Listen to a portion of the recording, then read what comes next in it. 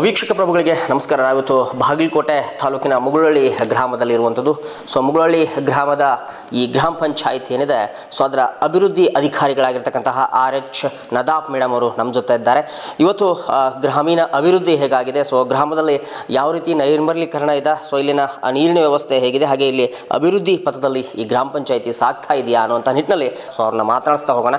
Madam, ಈಗ ಗ್ರಾಮೀಣ ಅಭಿವೃದ್ಧಿ ವಿಷಯಕ್ಕೆ ಬಂದರೆ ತಾವು ಅಭಿವೃದ್ಧಿ ಅಧಿಕಾರಿಗಳು ಈ ಭಾಗದಲ್ಲಿ, ಏನೇನು ಅಭಿವೃದ್ಧಿ ಕಾಮಗಾರಿಗಳಾಗಿವೆ ನಿಮ್ಮ ಒಂದು ಫೀಲ್ಡಲ್ಲಿ ಅನ್ನೋದಾದರೆ ಮೇಡಮ್. ಎಲ್ಲರಿಗೂ ನಮಸ್ಕಾರ. ನಾನು RH ನದಾಫ್ ಅಂತೇಳಿ, ನಾನು ಮುಗುಳಳ್ಳಿ ಗ್ರಾಮ ಪಂಚಾಯತಿಯಲ್ಲಿ ಕಳೆದ 4 ವರ್ಷಗಳಿಂದ ಕರ್ತವ್ಯವನ್ನು ನಿರ್ವಹಿಸ್ತಾ ಇದ್ದೇನೆ. ನಾವು ನಮ್ಮಲ್ಲಿ ಹಲವಾರು ಯೋಜನೆಗಳು, ನಮ್ಮ ಸರ್ಕಾರದಿಂದ ಇರುವಂತಹ ಎಲ್ಲ ಮಹತ್ವಾಕಾಂಕ್ಷಿ ಯೋಜನೆಗಳನ್ನು ನಾವು ಸಮರ್ಪಕವಾಗಿ ಕೆಲಸವನ್ನು ನಿರ್ವಹಿಸ್ತಾ ಬಂದಿರ್ತೇವೆ. ಇದರಲ್ಲಿ ಅಂದರೆ ಮೂಲ ಅಂತಂದ್ರೆ ನಮ್ಮಲ್ಲಿ ಜಾಸ್ತಿ ಕೂಲಿ ಕಾರ್ಮಿಕರು ಇರುವುದರಿಂದ ನರೇಗಾಕ್ಕೆ ಜಾಸ್ತಿ ಒತ್ತು ಕೊಟ್ಟಿದ್ದೀವಿ. ಅದೇ ರೀತಿಯಾಗಿ ವಸತಿ ಯೋಜನೆ, ಅದೇ ರೀತಿಯಾಗಿ ನಮ್ಮ ಸ್ವಚ್ಛತೆಗೆ ಸಂಬಂಧಪಟ್ಟಂತೆ SWM ಘಟಕವನ್ನು ನಿರ್ಮಾಣವನ್ನು ಮಾಡಿದ್ದೇವೆ. ಮತ್ತು ನಂತರ ಹಲವಾರು ಅಂದರೆ ನಮ್ಮ ನರೇಗಾದೊಳಗೆ ಫಸ್ಟ್ಗೆ ಏನಾಯಿತು ಅಂತಂದ್ರೆ, ಇಲ್ಲಿ ಕೂಲಿ ಕಾರ್ಮಿಕರು ಜಾಸ್ತಿ ಕೆಲಸವನ್ನು ನಿರ್ವಹಿಸುವುದರಿಂದ ನಾವು ಈ ನರೇಗಾ ಯೋಜನೆಯಲ್ಲಿ ಅಡಿಯಲ್ಲಿನ ಹಲವಾರು ಕಾಮಗಾರಿಗಳನ್ನು ಮಾಡಲಿಕ್ಕೆ ನಮಗೆ ಹೆಚ್ಚಿನ ಅನುಕೂಲ ಆಯಿತು. ಅಂದರೆ ಮೊದಲನೇದಾಗಿ ನಾವು ಶಾಲೆಗಳನ್ನು ಪ್ರಾಧಾನ್ಯತೆಯಾಗಿ ತೆಗೆದುಕೊಂಡಿವಿ. ಫಸ್ಟಿಗೆ ಅಲ್ಲಿ ಶಾಲೆಯಲ್ಲಿರುವಂತಹ ಹಲವಾರು ಮೂಲಭೂತ ಸೌಕರ್ಯಗಳು ಏನೇನಿಲ್ಲ ಅದಾವ ಅನ್ನೋದನ್ನು ನಾವು ಮೊದಲಕ್ಕೆ ಅದನ್ನು ಎಲ್ಲ ನೋಡಿಕೊಂಡು, ನಂತರ ನಾವು ನಮ್ಮ ನರೇಗಾ ಯೋಜನೆ ಅಡಿಯಲ್ಲೇ ಮಕ್ಕಳು ಎಲ್ಲ ರೋಡ್ನಲ್ಲಿ ಅಲ್ಲಿ ಇಲ್ಲಿ ಕೂತು ಊಟ ಮಾಡ್ತಿದ್ರು. ಅದಕ್ಕೆ ಅವರಿಗೆ ವ್ಯವಸ್ಥಿತ ರೀತಿಯಲ್ಲಿ ಒಂದು ಡೈನಿಂಗ್ ಹಾಲನ್ನು ನಿರ್ಮಾಣ ಮಾಡಿಕೊಟ್ವಿ. ಅದೇ ರೀತಿಯಾಗಿ ಶೌಚಾಲಯ ವ್ಯವಸ್ಥೆ ಇರಲಿಲ್ಲ ಸ್ಕೂಲ್ ಒಳಗೆ, ಹೈಸ್ಕೂಲ್ ವಿಭಾಗದೊಳಗೆ ಅವರಿಗೆ ಶೌಚಾಲಯ ವ್ಯವಸ್ಥೆಯನ್ನು ಮಾಡಿಕೊಟ್ವಿ. ಆನಂತರ ಸರಿಯಾದ ಕಾಂಪೌಂಡ್ ವ್ಯವಸ್ಥೆ ಇರಲಿಲ್ಲ, ಕಾಂಪೌಂಡನ್ನು ನಿರ್ಮಾಣ ಮಾಡಿಕೊಟ್ವಿ. ಆನಂತರ ಅದು ಸ್ಕೂಲ್ ನೋಡಲಿಕ್ಕೆ ಚೆನ್ನಾಗಿ ಕಾಣಲಿ ಅಂಥೇಳಿ ನಾವು ಅಲ್ಲಿ ಕೈತೋಟವನ್ನು ಮಾಡಿಕೊಟ್ಟಿದ್ವಿ. ಆನಂತರ ಅದೇ ರೀತಿಯಾಗಿ ಈಗ ನಾವು ಹೈಸ್ಕೂಲ್ ವಿಭಾಗವನ್ನು ಸಂಪೂರ್ಣವಾಗಿ ಒಂದು ಮಾದರಿ ಸ್ಕೂಲಾಗಿ ಹೈಸ್ಕೂಲ್ ವಿಭಾಗವನ್ನು ಕಂಪ್ಲೀಟ್ ಮಾಡಿದ್ದೇವೆ. ಅದೇ ರೀತಿಯಾಗಿ KPC ಸ್ಕೂಲ್ ಪ್ರೈಮರಿಯನ್ನು 2ನೇ ಪ್ರಾಧಾನ್ಯತೆಯಾಗಿ ತೆಗೆದುಕೊಂಡಿದ್ವಿ. ಅಲ್ಲಿನೂ ಈಗ ಕಾಂಪೌಂಡ್ ಕಾರ್ಯ ಪ್ರಗತಿಯಲ್ಲಿದೆ. ಅದೇ ರೀತಿಯಾಗಿ ನಾವು ಕಾಲೇಜ್ಗೂ ಪ್ರಾಮುಖ್ಯತೆಯನ್ನು ಕೊಟ್ಟಿವಿ. ಮೊದಲೆಲ್ಲನೂ ಕಾಲೇಜ್ನಲ್ಲಿ ಇದು ಕಾಲೇಜ್ ಹೌದು ಅಲ್ಲ ಅನ್ನೋ ಥರ ಇತ್ತು. ಅದಕ್ಕೆ ಅದು ವ್ಯವಸ್ಥಿತ ರೀತಿಯಲ್ಲಿ ಈಗ ಕಾಂಪೌಂಡ್ ಕಾರ್ಯವನ್ನು ಒಂದು ಸೈಡ್ ಮಾಡಿದ್ದೀವಿ, ಇನ್ನೊಂದು ಸೈಡ್ ಈಗ ಪ್ರಗತಿಯಲ್ಲಿದೆ. ಹಾಗೆ ಅದೇ ರೀತಿಯಾಗಿ ನಾವು ಶಾಲೆಗೆ ಸಂಬಂಧಪಟ್ಟಂಗೆ ಎಲ್ಲ 2 ಶಾಲೆ 3 ಶಾಲೆಯಲ್ಲಿನೂ ಸತ್ಯಕ್ಕೆ ನಾವು ಏನು ಮಾಡಿದ್ದೀವಿ, ಪೂರ ಶೌಚಾಲಯ ವ್ಯವಸ್ಥೆಯನ್ನು ಮಾಡಿಕೊಟ್ಟಿದ್ದೀವಿ. ಆನಂತರ ಎಲ್ಲ ಅಂಗನವಾಡಿಗಳಿಗೂ, ಅಂದರೆ ಇದು ಒಂದೇ ಅಂತಲ್ಲ, ಎಲ್ಲ ಶಾಲೆಗೆ ಜಾಸ್ತಿ ಪ್ರಾಧಾನ್ಯತೆ ತಗೊಂಡ್ರೆ ಎಲ್ಲ ಶಾಲೆಯ ಅಂಗನವಾಡಿಗಳಿಗೆ ನಾವು ನೀರು, ಲೈಟು, ಆನಂತರ ಫ್ಯಾನ್ ವ್ಯವಸ್ಥೆ, ಆನಂತರ ಶೌಚಾಲಯ ವ್ಯವಸ್ಥೆಯನ್ನು ನಾವು ಸಂಪೂರ್ಣವಾಗಿ ಮಾಡಿಕೊಟ್ಟಿದ್ವಿ ಅವರಿಗೆ. ಆನಂತರ ಇಲ್ಲೇ ನಮ್ಮ ಗ್ರಾಮ ಪಂಚಾಯತಿ ಬಾಜು ಇಲ್ಲಿರುವಂಥ ಒಂದು ಅಂಗನವಾಡಿ ನೀವು ವೀಕ್ಷಣೆ ಮಾಡ್ಬೋದು. ಅಲ್ಲಿ ಅವರಿಗೆ ಮಕ್ಕಳ ಆಟ ಆಡಲಿಕ್ಕೆ ಒಂದು ಹಸಿರು ವಾತಾವರಣ ಇರಲಿ ಅಂಥೇಳಿ ಅವರಿಗೆ ಗಾರ್ಡನನ್ನು ನಾವು ನಿರ್ಮಾಣ ಮಾಡಿಕೊಟ್ಟಿದ್ವಿ. ಅದೇ ರೀತಿಯಾಗಿ ನಾವು ಸಾರ್ವಜನಿಕ ಗ್ರಂಥಾಲಯವನ್ನು ನಿರ್ಮಾಣ ಮಾಡಿದ್ವಿ. ನಮ್ಮ ಸಾರ್ವಜನಿಕ ಗ್ರಂಥಾಲಯದೊಳಗೆ ವ್ಯವಸ್ಥಿತ ರೀತಿಯಲ್ಲಿ ಅಂತ ಬುಕ್ಸ್ ಇಡಲಿಕ್ಕೆ ರ್ಯಾಕ್ ವ್ಯವಸ್ಥೆಯನ್ನು ಮಾಡಿದ್ವಿ. ಮತ್ತು ಎಲ್ಲೇ ಬರುವಂತಹ ಅಲ್ಲಿ ಗ್ರಂಥಾಲಯಕ್ಕೆ ವೀಕ್ಷಣೆ ಮಾಡುವಂಥ ವೀಕ್ಷಕರಿಗೂ ಕೂಡ ನಾವು ಅಲ್ಲಿ ಟೇಬಲ್ ವ್ಯವಸ್ಥೆ, ಕುರ್ಚಿ ವ್ಯವಸ್ಥೆಯನ್ನು ಮಾಡಿಕೊಟ್ಟಿದ್ವಿ. ಆನಂತರ ಹಲವಾರು ಪುಸ್ತಕಗಳನ್ನು ನಾವು ಗ್ರಾಮ ಪಂಚಾಯತಿಯನ್ನು ಕೊಡ್ಮಾಡಿದ್ವಿ ಮತ್ತು ಜಿಲ್ಲಾ ಗ್ರಂಥಾಲಯ ವತಿಯಿಂದನೂ ನಮ್ಗೆ ಹಲವಾರು ಪುಸ್ತಕಗಳನ್ನು ಕೊಡ್ಮಾಡಿದ್ದಾರೆ. ಅಲ್ಲಿ ನಾವು ಡಿಜಿಟಲ್ ಗ್ರಂಥಾಲಯದೊಳಗೆ ಒಂದು ಕಂಪ್ಯೂಟರ್ ವ್ಯವಸ್ಥೆಯನ್ನು ಮಾಡಿದ್ವಿ. ಆನಂತರ ಅವ್ರಿಗೆ ಒಂದು ಮಿಂಟ್ ಬಾಕ್ಸ್ ಅಂಥೇಳಿ, ಅಂದರೆ ವಿದ್ಯಾರ್ಥಿಗಳಿಗೆ ಅನುಕೂಲ ಆಗಲಿ ಅಂಥೇಳಿ ಒಂದು ನಮ್ಮದು 12,000ವರೆಗೂ ನಮ್ಮ ಬುಕ್ ಡೌನ್ಲೋಡ್ ಆಗುವಂಥ, ನಮ್ಮ ಮೊಬೈಲ್ನಲ್ಲಿ ಡೌನ್ಲೋಡ್ ಆಗಿ ನಾವೊಂದು ನೋಟ್ಸ್ ಮಾಡ್ಕೊಳ್ಳುವಂಥ ವ್ಯವಸ್ಥೆ ಸಲುವಾಗಿ ನಮ್ಮ ಅವರಿಗೆ ಒಂದು ಮಿಂಟ್ ಬಾಕ್ಸನ್ನು ವ್ಯವಸ್ಥೆಯನ್ನು ಮಾಡಿದ್ವಿ. ಅಲ್ಲಿನೂ ಸಹಿತ ಫಿಲ್ಟರ್ ನೀರಿನ ವ್ಯವಸ್ಥೆ ಮಾಡಿದ್ವಿ. ಆನಂತರ ಹಲವಾರು ಮತ್ತು ಅಲ್ಲಿ ಬರುವಂತಹ ಗ್ರಂಥಾಲಯ ವೀಕ್ಷಕರಿಗೂ ಕೂಡ ಮತ್ತು ಓದಿ ಬೇಜಾರಾಗಬಾರ್ದು ಅಂಥೇಳಿ ಕೇರಮ್ ವ್ಯವಸ್ಥೆ, ಆಟದ ವ್ಯವಸ್ಥೆ, ಆನಂತರ ಒಂದು ಅಲ್ಲಿ ಕೂತ್ಕೊಂಡು ಓದಲಿಕ್ಕೆ ಒಂದು ಹಸಿರು ವಾತಾವರಣ ಅಂಥೇಳಿ ಒಂದು ನಾವು ಫೇವರ್ಸ್ ಜೋಡಣೆ ಆಗಿರಲಿ ಮತ್ತು ಅಲ್ಲಿ ಒಂದು ಉತ್ತಮ ರೀತಿಯಂತಹ ಒಂದು ತೋಟವನ್ನು ನಿರ್ಮಾಣ ಮಾಡಿಕೊಟ್ಟಿದ್ವಿ. ಇದರಿಂದ ನಮ್ಮ ಬೆಸ್ಟ್ ಗ್ರಾಮ ಪಂಚಾಯತಿಯ ಗ್ರಂಥಾಲಯ ಅಂಥೇಳಿ ನಮಗೆ ಜಿಲ್ಲಾ ಪಂಚಾಯತಿಯಿಂದ ಇದಕ್ಕೊಂದು ಪ್ರಶಸ್ತಿಯನ್ನು ಕೊಟ್ಟು ಪುರಸ್ಕರಿಸಿದ್ದಾರೆ.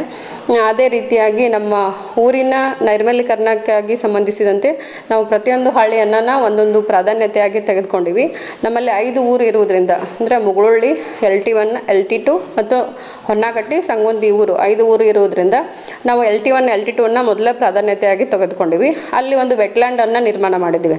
ಅಂದರೆ ಊರಿನಲ್ಲಿ ಬರುವಂಥ ಕೊಳಚೆ ನೀರು ಯಾವುದೇ ರೋಡ್ ಮೇಲೆ ಹರಿಬಾರ್ದು, ವ್ಯವಸ್ಥಿತ ರೀತಿಯೊಳಗೆ ಹರಿದು ಹೋಗ್ಬೇಕಂಥೇಳಿ ನಾವು ಅದನ್ನು ಉತ್ತಮ ರೀತಿಯಲ್ಲಿ ಚೆನ್ನಾಗಿ ಒಂದು ಉತ್ತಮ ಗುಣಮಟ್ಟದ ವರ್ಕನ್ನು ಮಾಡಿದ್ದೀವಿ. ತಾವು ಅದನ್ನು ವೀಕ್ಷಣೆ ಮಾಡ್ಬೋದು. ಅದೇ ರೀತಿಯಾಗಿ ನಮ್ಮ ಮುಗುಳಳ್ಳಿ ಗ್ರಾಮದೊಳಗೆ ಹಲವಾರು ನೀರು ಹರಿದು ಹಲವಾರು ಒಂಥರ ತಗ್ಗು ದಿನ್ನಿ ಈ ಥರ ಉಂಟಾಗಿತ್ತು, ಅನೈರ್ಮಲ್ಯೀಕರಣ ಉಂಟಾಗಿತ್ತು. ಅದಕ್ಕೆ ಎಲ್ಲೆಲ್ಲಿ ನಮ್ಮಲ್ಲಿ ಹೊಲಸು ನೀರು ಅಲ್ಲೇ ಶೇಖರಣೆ ಆಗುತ್ತಲ್ಲ ಅಲ್ಲೆಲ್ಲ ನಾವು ಏನು ಮಾಡಿದ್ವಿ, ಒಂದು ಸಾಮೂಹಿಕ ಇಂಗು ಗುಂಡಿಯನ್ನು ಮಾಡಿ ಆ ಹೊಲಸು ನೀರು ಬಂದು ಅಲ್ಲೇ ಅದು ಶೇಖರಣೆ ಆಗಿ ಅದು ಯಾವುದೇ ರೀತಿಯಾಗಿ ಹೊರಗೆ ಬರಲಾರ್ದಂತೆ ಒಳಗೆ ಇಂಗು ಥರ ಒಂದು ವ್ಯವಸ್ಥೆಯನ್ನು ಮಾಡಿದ್ವಿ.